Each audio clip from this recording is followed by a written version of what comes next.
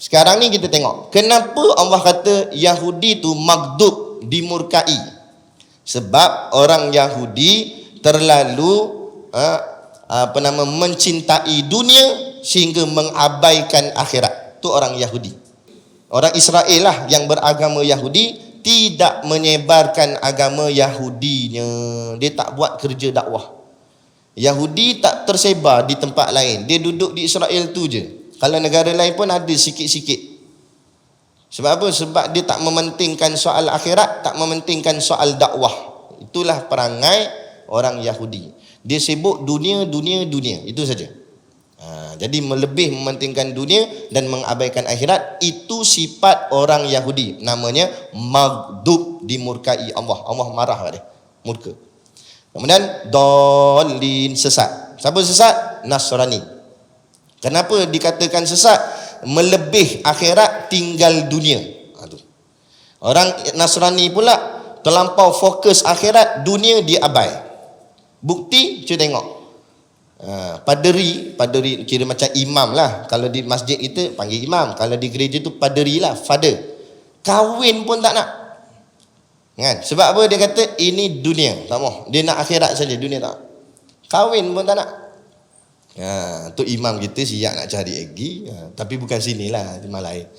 Marah imam lagi. Contoh.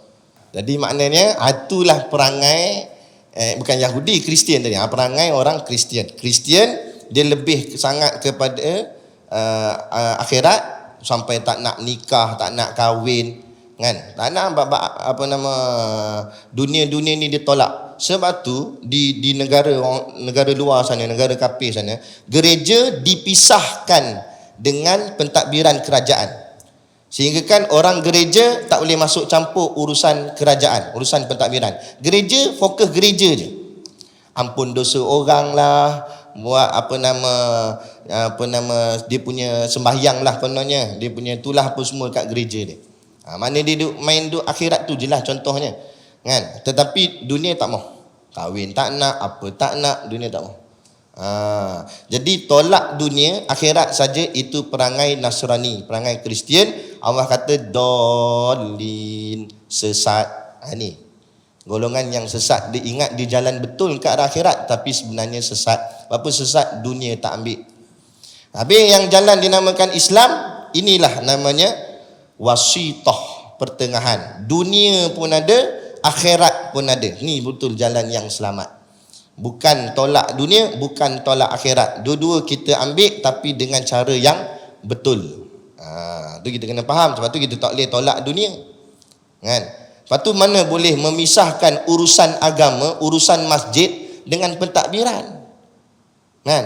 Tak boleh cerita politik di dalam masjid. Apa itu? Nak cerita kat mana?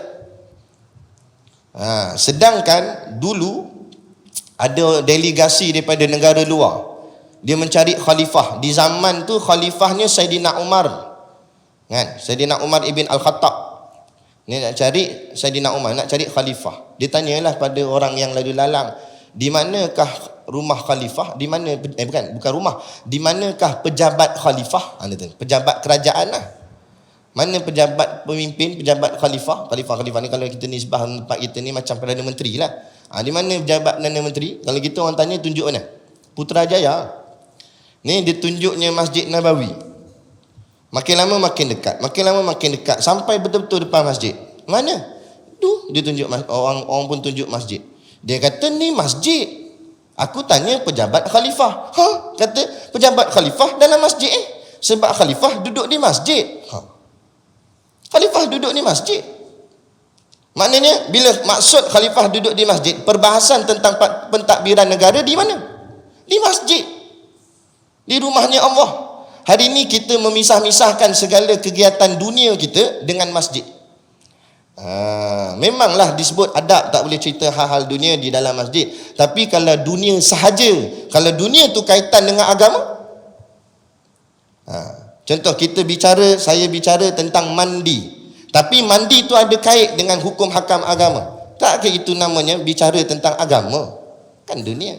Kita cerita politik Islam, pentadbiran Islam, dunia ke tu? Ke akhirat tu? Faham situ.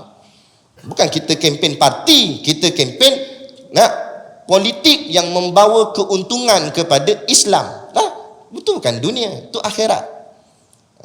Yang Nabi cegah ni musembang bola. Apa pula bola kaitan dengan Islam, kaitan dengan agama? Masa dia sepak tu, lepas gol dia baca Yasin tu lepas tu. Boleh tahan kira. Tapi ada gitu. Mana ada. Itu yang dimaksudkan, tak boleh cerita hal-hal dunia. Tapi ini bukan cerita hal dunia tu. Khalifah duduk situ. Nak khalifah macam hari ni kan. Kalau orang zaman dulu-dulu perkahwinan, walimatul urus dia buat dekat masjid, pekarangan tepi-tepi masjid buat situ. Jadi sambil makan, lepas tu nak semayang. Ingat tak?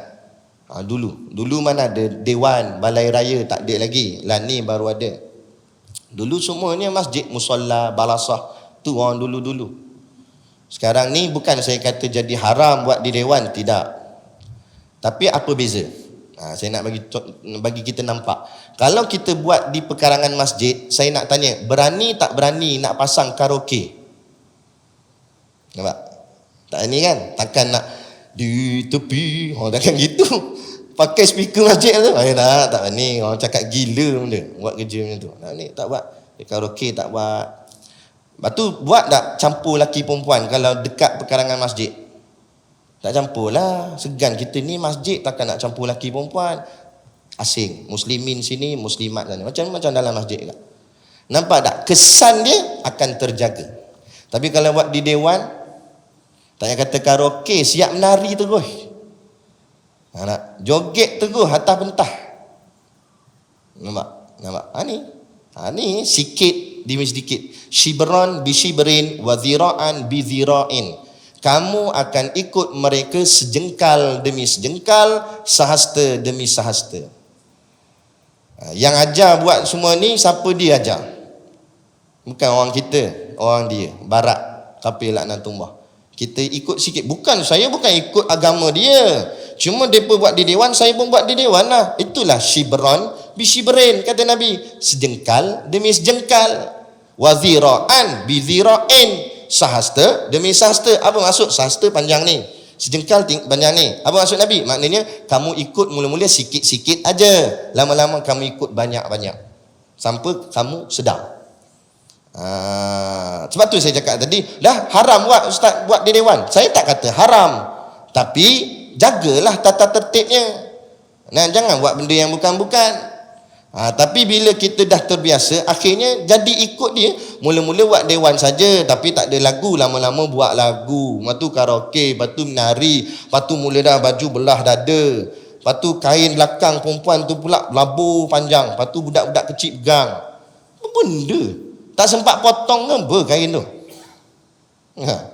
Pegang. Lepas tu baling bunga. Ni banyak ni orang kita buat ni. Baling bunga ke belakang. Dia kata apa? Ini siapa yang sambut bunga tu akan kahwin lepas tu. Baling-baling, tiba-tiba Tok Kadi sambut. Oi, dia kata. Aku nampak. Kan? Ni ikut mana ni? Semua dalam televisyen tu. TV tu, tok guru dia tu. Nama dia Syekh Al-Estro'i. Nama Syekh tu. Dia belajar situ. Orang suruh datang bainal maghrib wal isyak kuliah, duduk dengar sekejap, kan lama mana pun. Tak boleh duduk situ. Akhirnya apa benda yang dalam TV ajar, TV tunjuk contoh drama, tu kita amal dalam kehidupan kita. Yang Quran ajar, hadis ajar, ulama ajar, takkan. Bagaimana mana dia baca? Ada. Mati pakai baju warna hitam, siapa ajar? Kita tengok pembaca berita. Bila ada kematian orang ternama, pakai tudung.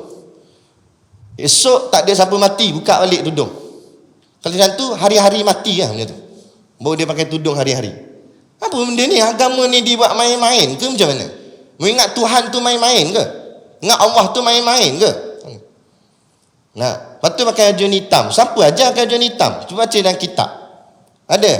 Sunat kamu pakai hitam. Ni ambil mana? Tu orang putih buat.